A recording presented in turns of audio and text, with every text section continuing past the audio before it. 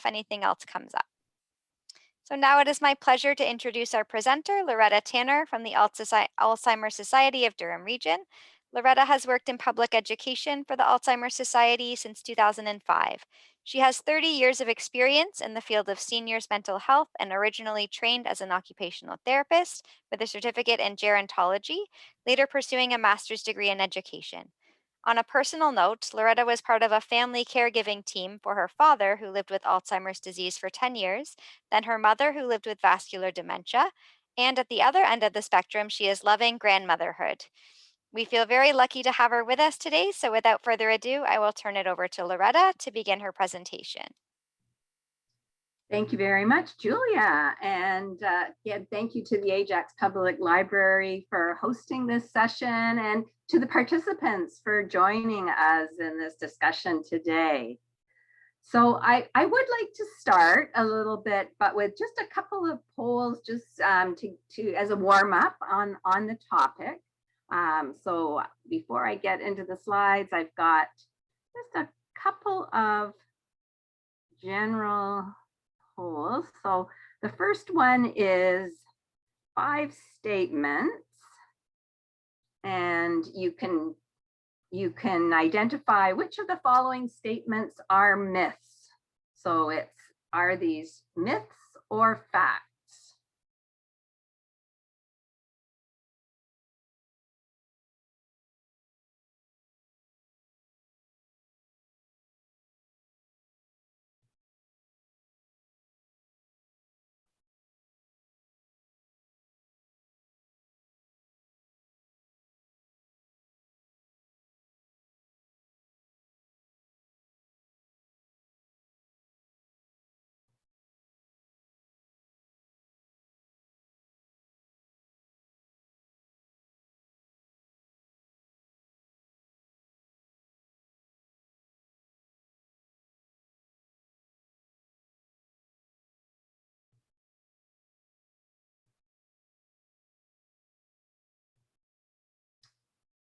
Okay, I'll give about 5 more seconds if anybody else would like to vote. Thank you for participating in that. Let me end the poll. And so it looks like there was some indecision around those points. And I am going to address them once I start into the presentation. But according to one of the experts that I consulted for this presentation, all of those statements represent more of a myth. But I will speak to those separately when we get there. So thank you for. Oops, I hope everybody could see that. Okay, thank you for trying that. And I'm going to just give one other poll just to see what in the group of people that we have today, what are some of the actions you take to support your brain health? Because certainly that's one of the reasons we're talking about brain food today. Is it's a great action, but there's other things that we can do. So be interested in seeing what other things people engage in.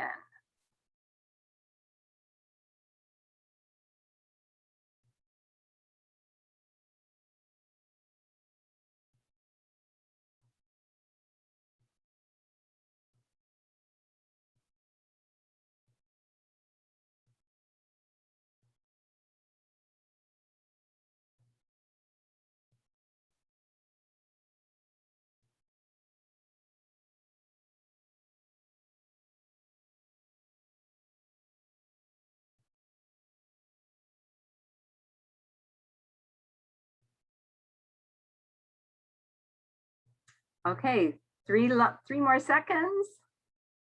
2, 3. We'll end the polling. Share the results. That's wonderful.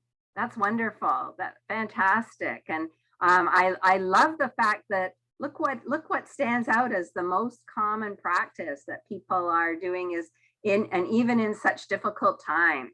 staying connected with friends and family. And that really speaks highly of recognition of how important it is. That's that social engagement and avoiding isolation and just that harmful effect on our brain that too much isolation or loneliness can have. So that's fantastic. And it's interesting. You'll notice that I've included a couple of items that we might not always think of in terms of brain health, such as brushing our teeth and getting our hearing checked or wearing a hearing aid if necessary. And those are two items that have been added to the strategies that certainly help protect our brains from cognitive impairment. And I don't know, those of you that put, I guess there's a couple that put other, perhaps you wouldn't mind putting it in the chat, what other activities you're doing to support your brain health. So thank you for that. And I think Julie is going to keep an eye on that chat. All right, so let's get started.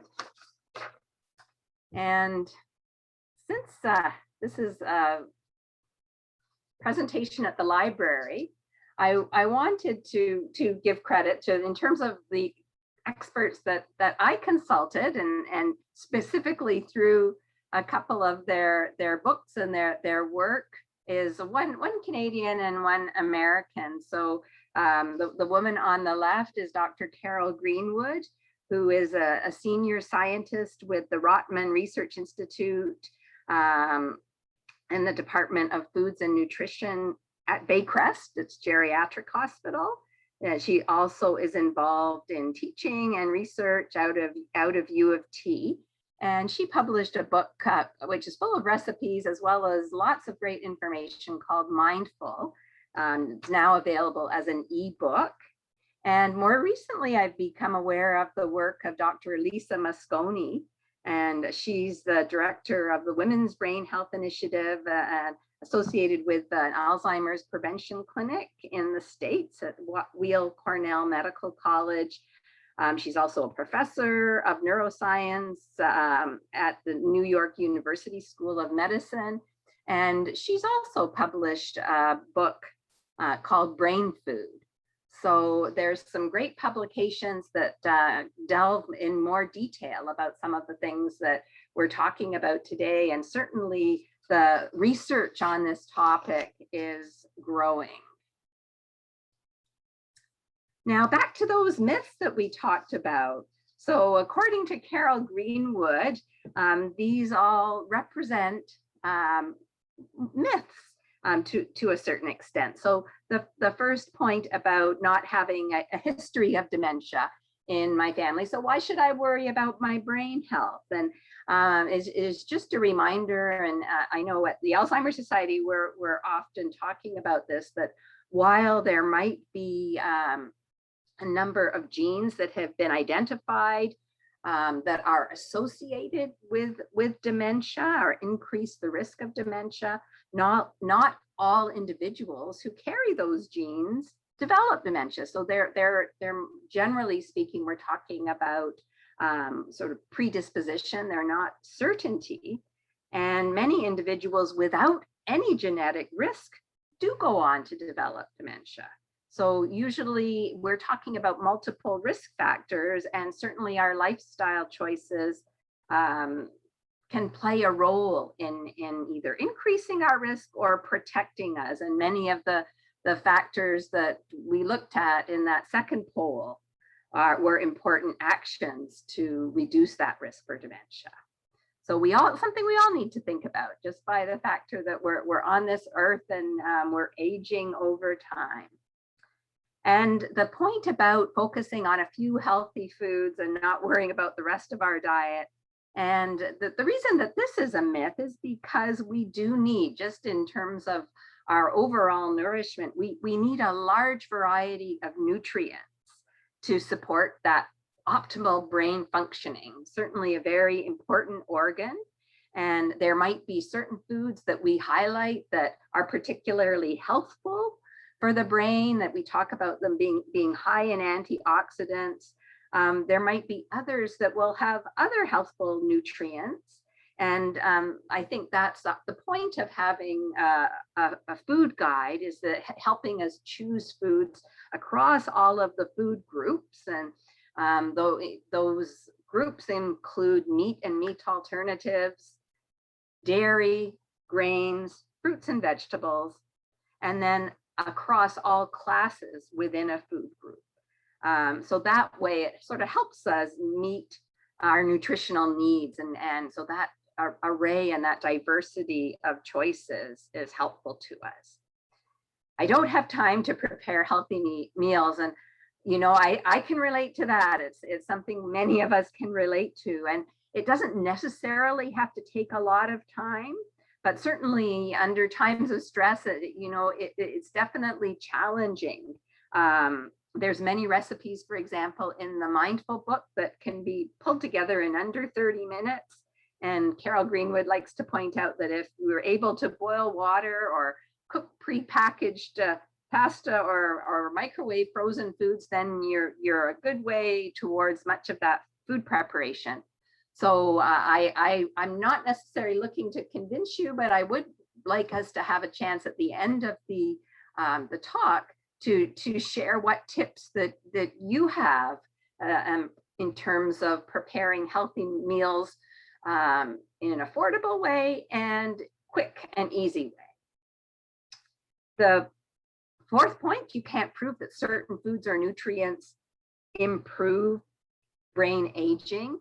And yes, we can. We are getting to that point where there's so much evidence supporting this idea. It's not just one or two studies, but dozens of studies showing that people who consume a healthier diet are more likely to retain their cognitive function with aging. So again, it's a matter of likelihood.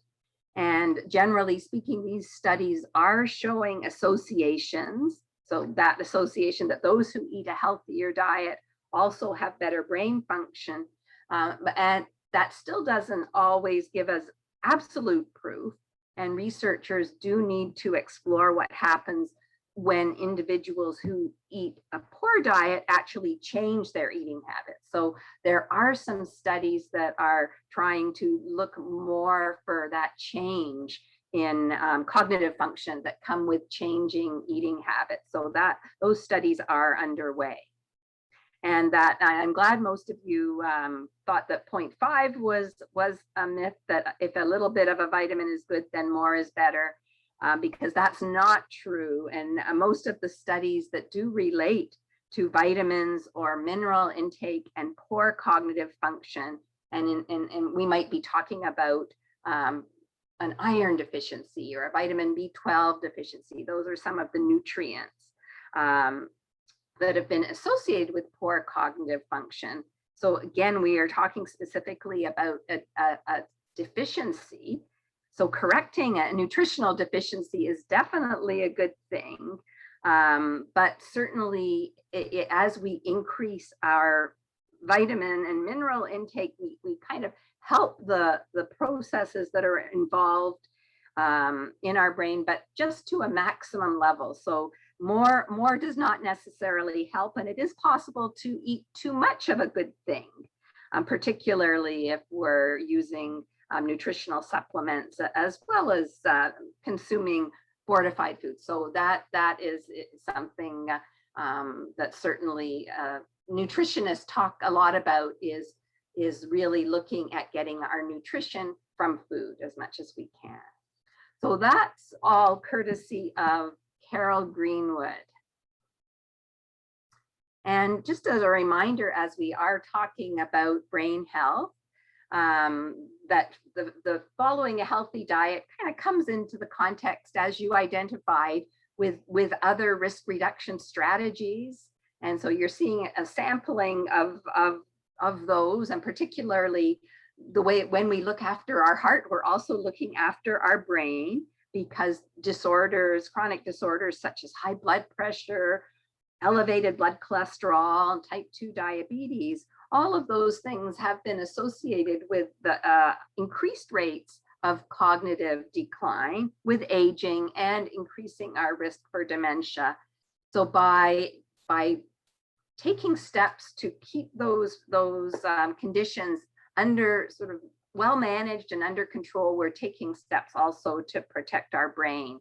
And as you can see, the other things that were mentioned, physical activity, keeping involved, challenging our brain, and the social activity, as you mentioned. And I would like to say, just today I was seeing a report on a study that was talking about the impact of those who are engaging in Zoom activities as a way of staying connected, and that they're showing some positive benefits. Older adults that are able to participate and to use the platforms such as yourselves today. Okay, so let's just get down to the basics of how we can eat our way towards a healthy brain. And I don't think you're going to be surprised. So those two images are really good contrast for us. So basically, the bottom line is that a diet that's high in fruits, vegetables, whole grains, cereals, and fish, that protects our brain. And on the other hand, diets that are higher in saturated fat, red meats, highly processed foods, that they're associated with greater rates of cognitive decline and an increased risk of developing dementia. So it's not about never treating ourselves, but it's looking at that overall pattern of food choices and just the foods that can make a difference, of course, in our health and particularly our brain. And I know when I look at those pictures, actually, I'm aware, I don't know how many of you are members of Durham Region Eats. That's been created to support the restaurants and the takeout industries. And I know a lot of people have been treating themselves and you know, sort of taking those steps to support some of the food providers in our area. And there's absolutely nothing wrong with that. And it's really important to treat ourselves from time to time, but just thinking more about the overall impact of our food choices. So a higher quality diet does help to protect our brain as we are aging. And certainly there's many studies across Canada, Europe, and the US that repeatedly demonstrate those points. So how does a nutritious diet help my brain? I really love that image because it really shows how important that blood supply is to our brain. So back to that, what's good for the heart is good for the brain. And a nutritious diet helps to strengthen our blood vessels, which then allows more oxygen and nutrients to reach every cell in our body, as well as our brain. It can particularly nourish areas of the brain that are involved in the very things that we're doing every day, and depending on our speech, on our learning, and our reasoning. It certainly protects our body and our brain against inflammation. And when we talk about the specific nutrients, you know, we will use the term anti-inflammatory properties. So certainly inflammation can take its toll on the cells of our body. And the last point is the nutritious diet promotes the growth of new brain cells and new neural connections. So really supports all of those actions which keep our brain working for us throughout life.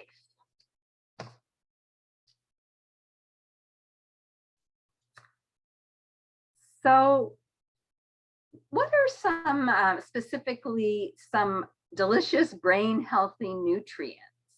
And you may be familiar with some of these terms. I find that as time goes on, they're kind of more, I'm getting more and more of a handle on this different terminology.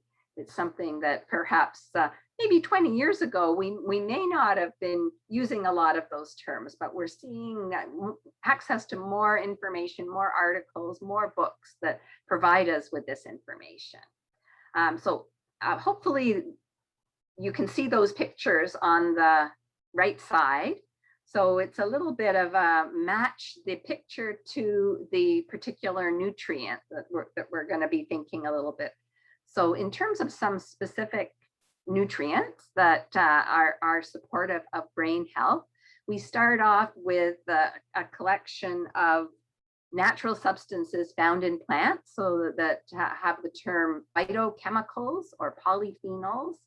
And many of these substances have antioxidant and anti-inflammatory properties, which may support brain nerve cell communication and survival. So they have properties which kind of, again, support the health of the brain. And where are these nutrients found? So again, they're in nuts, fruits, vegetables, seeds, and spices. And some of the terms that we might be familiar with could be flavonoids. We might have heard that term, which are found in dark chocolate. We might have heard the term lycopenes, which are found in tomatoes.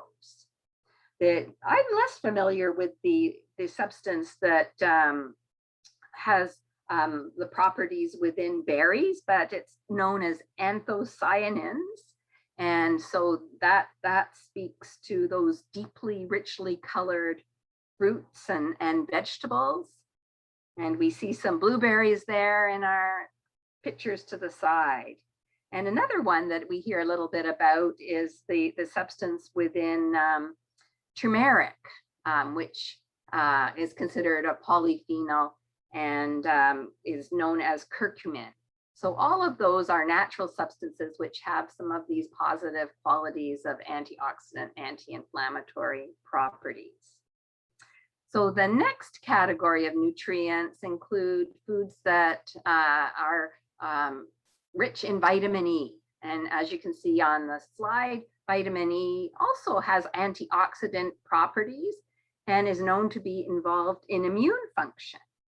And sources of vitamin E in our diets, back to those plant-based foods, so nuts, seeds, and oils. So we might be talking about sunflower seeds, almonds, walnuts in particular are quite a great source of vitamin E, as well as sesame seeds, flaxseed, and flaxseed oils. So you can see that walnut there as a really a great example of a very sort of well-known brain health food. The next category is omega-3 fatty acids. And that's a particular group of fatty acids that we need to find in our foods.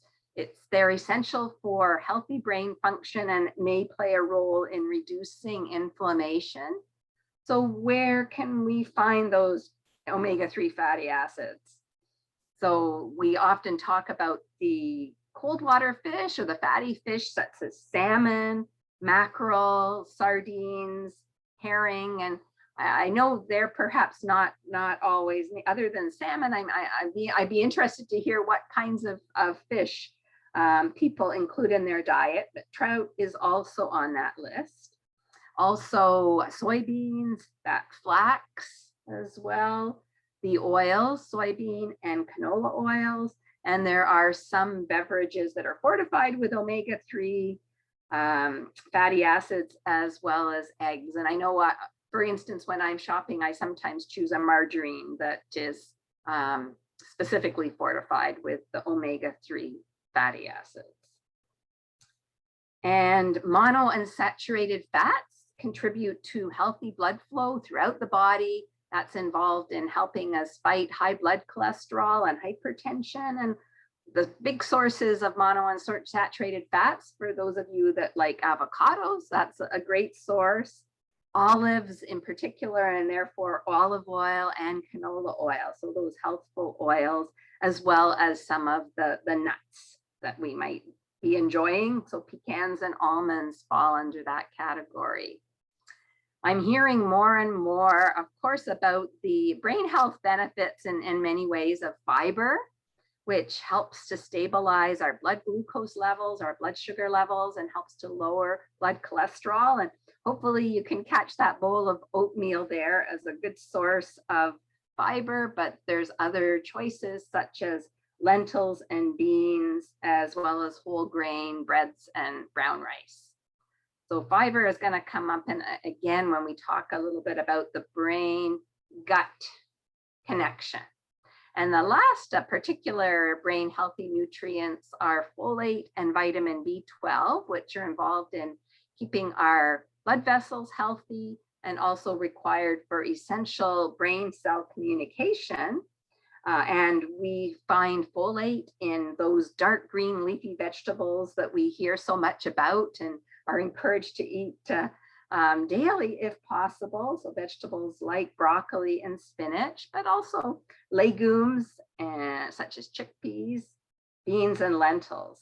And in Canada, we have folic acid that's added to our white flour enriched pasta and cornmeal products. So we've got the access to the fortified products. And vitamin B12 is interesting because it's only found in animal foods. So such as eggs, milk, cheese, milk products, but as well fish. And that's where our salmon fits in there. Fish, shellfish, and poultry, all sources of vitamin B12. So those nutrients are particularly healthful for the brain. And I wanted to speak a little bit about the Mediterranean diet because you've likely heard about, I know when I do talks generally about brain health, I talk about Mediterranean style diet as one kind of framework that we can look to that's particularly healthful for the brain, and again has a lot of research behind it. So certainly it's not the only style of diet out there, but it happens to be particularly well researched. And you'll see just from the points on the right hand side, there's a little bit of the image there of a hierarchy, and it's really showing us kind of just more the relative proportions of foods that we're trying to encourage to be sort of higher versus lower intake. So you can kind of see the foods that we're trying to include on a daily basis at the bottom of the pyramid. And those are foods that we've just talked about that kind of contain those healthful nutrients. And then just perhaps less often poultry and eggs, perhaps maybe just a few times a week, and red meat a few times a month. So just that relative sort of emphasis on that higher intake of fruits and vegetables and plant-based foods. But also part of that Mediterranean style diet is a lifestyle where physical activity is part of daily life, where there's people have those social connections, have those networks. And so people really engage in all of those aspects of sort of habits that are supportive and protective of brain function. So I do include in the resource links, a link to the Baycrest Mediterranean Diet, it's known as the Brain Health Guide, that talks specifically about some of the benefits of dietary patterns that are similar to what we see in the Mediterranean style diet. And they cite research that talks about a 36% lower risk of developing Alzheimer's disease because of the impact of those dietary patterns that we see associated with the Mediterranean diet, as well as a 27% lower risk of developing mild cognitive impairment. So certainly that connection is there, and those food choices are playing a role in helping us reduce our risk. Loretta, we just had a couple of questions in the chat. Yes. So somebody had asked, what about romaine lettuce as a source of vitamin B12? Yes, I don't specifically have absolutely everything I sort of highlighted, but certainly I think romaine lettuce, and well, particularly, I guess I should say, because that would be a source of folate. I think the vitamin B12 is more associated with the animal foods, but yeah, as a leafy green, I would think that, and I'm not a nutritionist, so I want to emphasize that. So I don't have that data at my fingertips, but I see that as certainly it's got to do sort of, I think the nutrients are often, we see that in sort of the intensity of the color.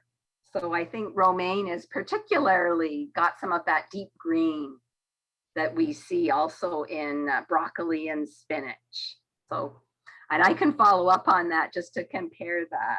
What was there something else? Yes, the other question was any specific tips for a vegan diet? Oh, so again, and this is where I myself am not the diet expert. So I do apologize for that. My expertise comes from that sort of that brain health, but I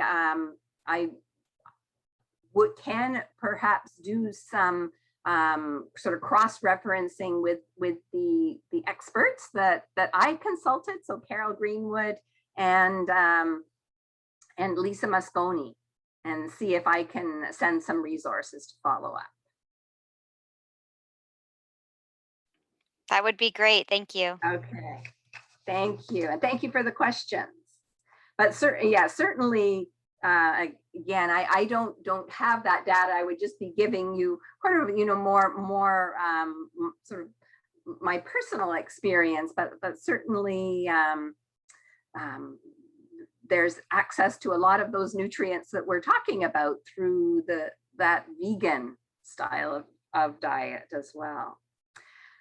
So I wanted to say a few words about the gut-brain connection. And that was something that we really, when we're talking about brain health and foods that are having an impact on our brain health, that we're only just starting to think about. Maybe the last 5, 6, 7 years, and just that awareness of that gut-brain connection. And certainly our gut, or what we call sort of our GI system, has its own nervous system. And that's known as the enteric nervous system. So it's certainly kind of integrated with other aspects of the nervous system. But there seems to be a sort of emerging, and just to emphasize that point, that it is emerging work and emerging studies and literature about what's known as the gut-brain microbiome connection. So what we're learning is still tentative, and it's still an active area of research, but the balance of within what we call our gut microbiome is thought specifically to contribute to our behavior, our cognition, our emotional regulation, and the immune system. And if I can share a little bit, and in this case, I think Lisa Mosconi was a particular good source of this information, and I've also included an article at the end as well. So the idea that it's thought that a healthy balance of gut microbes probably contributes to that process.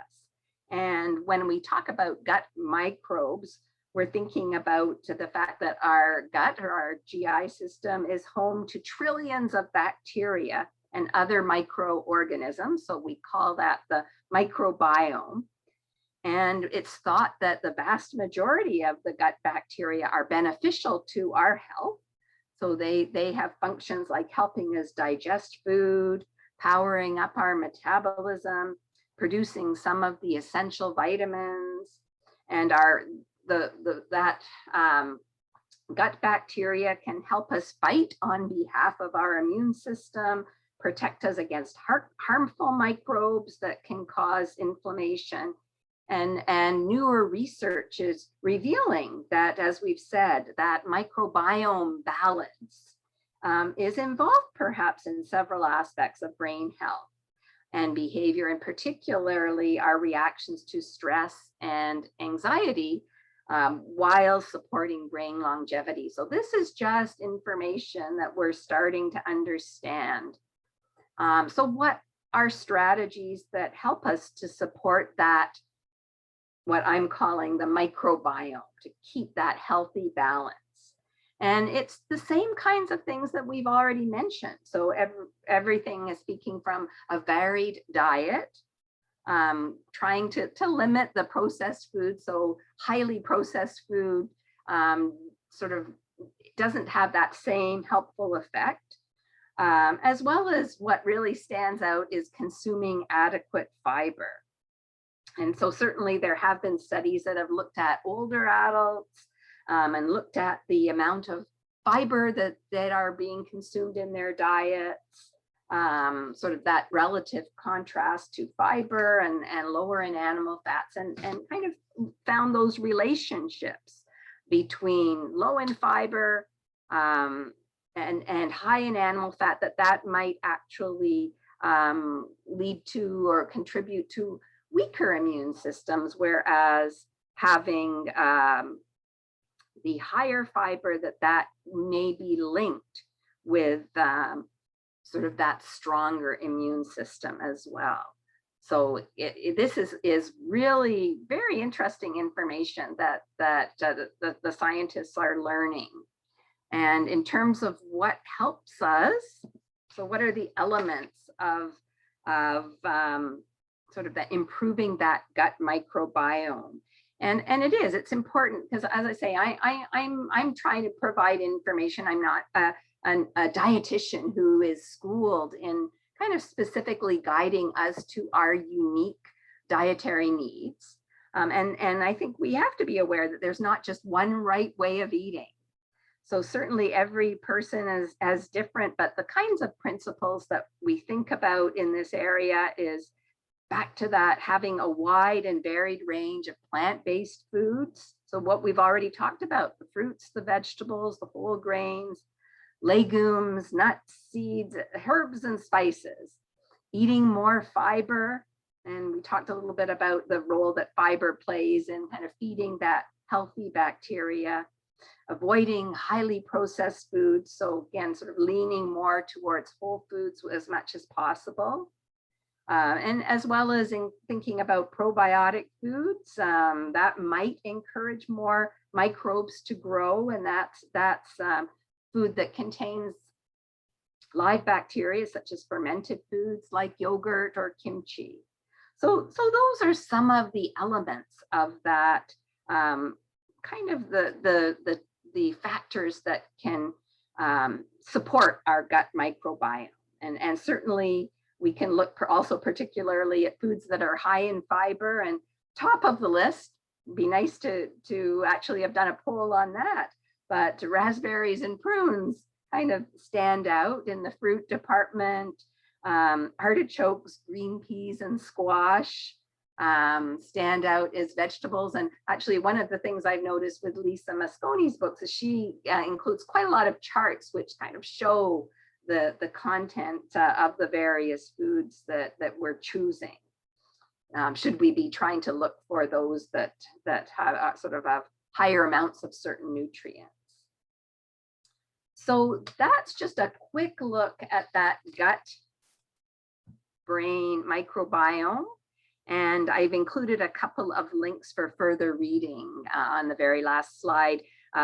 In particular, Dr. Megan Rossi, who's a UK, actually, a nutritionist and dietitian, who's also just recently released a book called Love Your Gut. So that would be another kind of reference to consider. So it's certainly a growing and emerging area of interest. So we're coming to the end of the time. I just had a quick quiz. So I don't know, I wonder if we could, perhaps this might be a good time. I don't know whether we want to keep the recording on, because I'd love for people to, maybe we can use the chat. So let's get people to use the chat. And maybe Julia, you wouldn't mind sort of letting me know what people are saying. So this is just some food sort of information that related to our topic and I thought was interesting. Hopefully you think of it's interesting as well. So when is the optimum time to buy nuts? Anybody?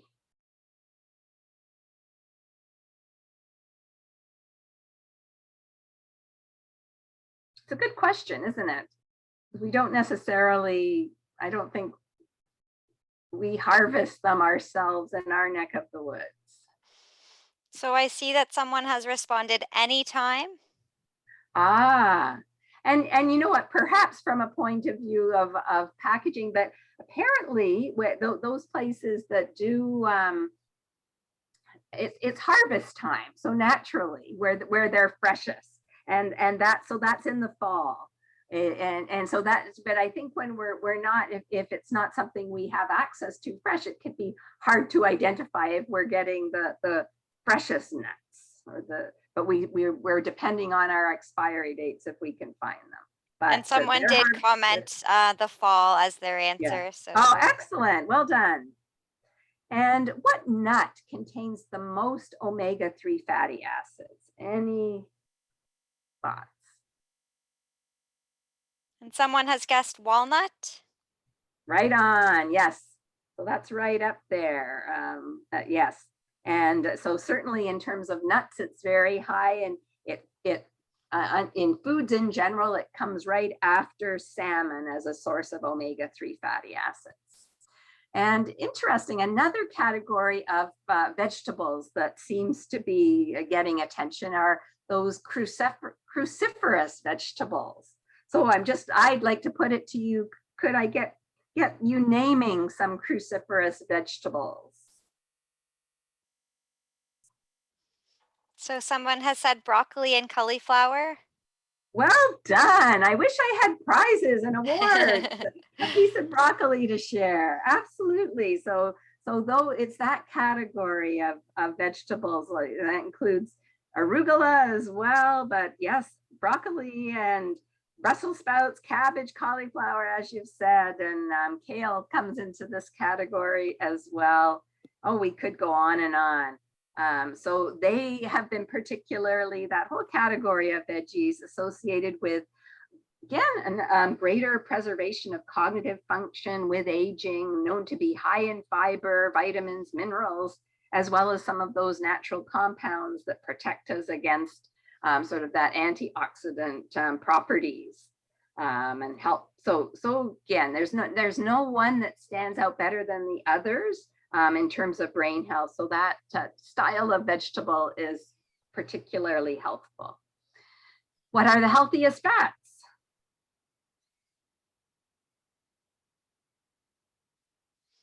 So someone has guessed avocado. Yes, that's a great example. So that falls under that monounsaturated style of fat. Anybody else and any other? We had 2 guesses for avocado. Yeah, yeah. Yeah, and olive oil also falls under that category, but also, as well as the monounsaturated, is the polyunsaturated, and so the sunflower and the canola oil are in that category as well. And those fats help to lower our risk of heart disease and atherosclerosis, as well as that's keeping our arteries and brains healthy. And just a good question there, what nutrients? So thinking about kind of the main nutrients in our diet, what nutrient is within protein, fat, or carbohydrates is most likely to help us feel full or satiated for longer periods of time? So someone has guessed fat, another person guessed carbohydrates, and another guessed protein. Someone guessed Oh, fiber. okay. Well, thank you for guessing. So in this case, it is the protein that just kind of sits with us. But you're absolutely right that certainly the fats can contribute to sort of a more satisfying feeling. But particularly protein in particular helps us to feel full. And can anybody name 2 sources of lean protein?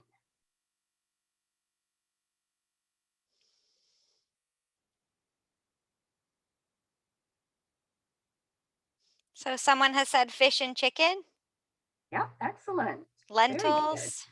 Yes, I'm glad you mentioned those. And I think I skipped because we talked about what the healthiest fats, the healthy fats, and then I skipped the question, what is the healthiest oil? So particularly the healthiest oil. We've had beans, turkey, coconut. Okay. Okay. So those are the lean protein. So thank you. In terms of naming 3 legumes, anybody?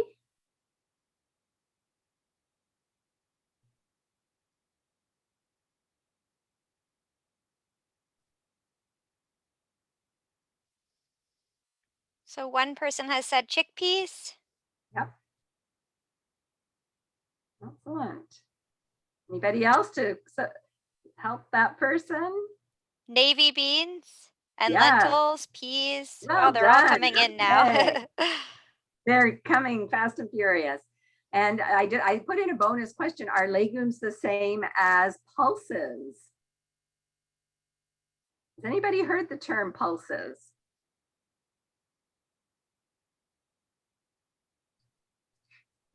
I Not a haven't very heard that term, but maybe others have. We have some no's and some yeses for that question. And I threw that in. So I think they are the same. I think it's interchangeable. I think we use, from what I could establish, and I was reading the article by Megan Rossi that I mentioned around that sort of the microbiome, and she used the term pulses a lot. So I think that's perhaps more of a UK term, and I think we're more likely to use legumes. And this was an interesting question because I don't think I would have known the answer unless I particularly heard this, which is more nutritious, pot barley or pearl barley? So we've had one guess for pot barley. Someone says they both are. Another person said pearl barley. The same. So we've Yeah. had a few Well, different and guesses. yeah, they are both healthy grains, but my understanding is that pot barley in particular, because it has more of the kind of like the idea of the wheat germ, the fuller grain in the pot barley, whereas the pearl barley's it's kind of been processed a little bit, but it's still very healthy. And kind of a loaded question, is there such thing as a superfood?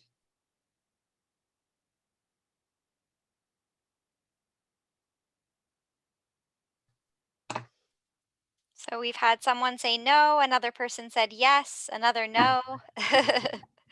And it might be, it depends who you ask. And it's interesting because I think certainly we're kind of inundated, and perhaps you find the same thing when in magazines and online and sort of Google, there's always that term gets thrown around a lot. So we certainly have foods that seem to kind of gain notoriety as a superfood.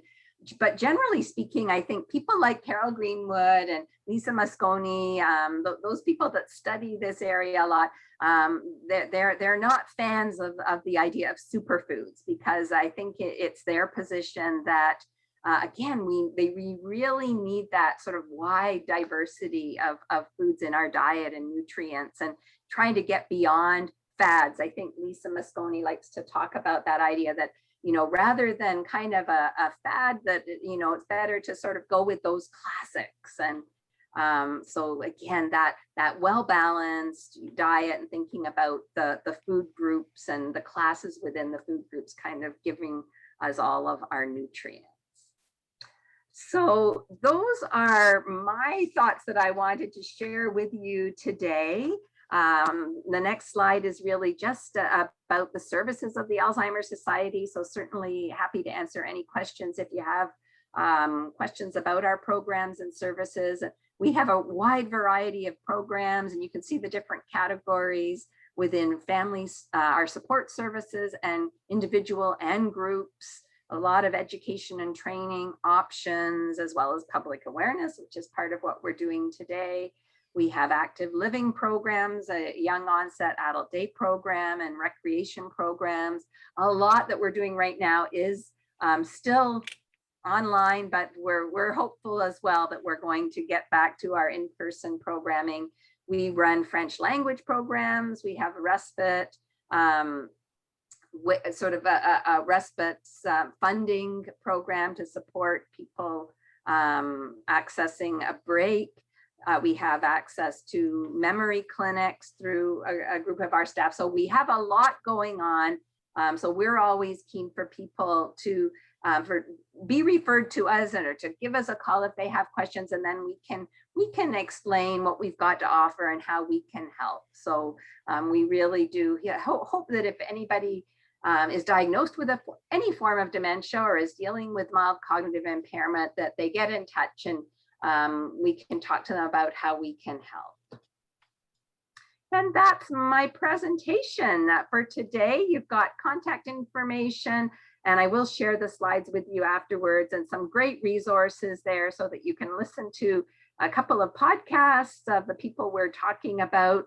Both Julia and I were talking about the cruciferous.com. I think it's both an app as well as a website looked after by the Dietitians of Canada. So lots of good recipes in lots of different categories for your reference. So that's a good site for recipes, as well as a couple of articles about the microbiome. So from Harvard, as well as the recent article that was part of the BBC link there. So perhaps we can take some questions and have some discussion.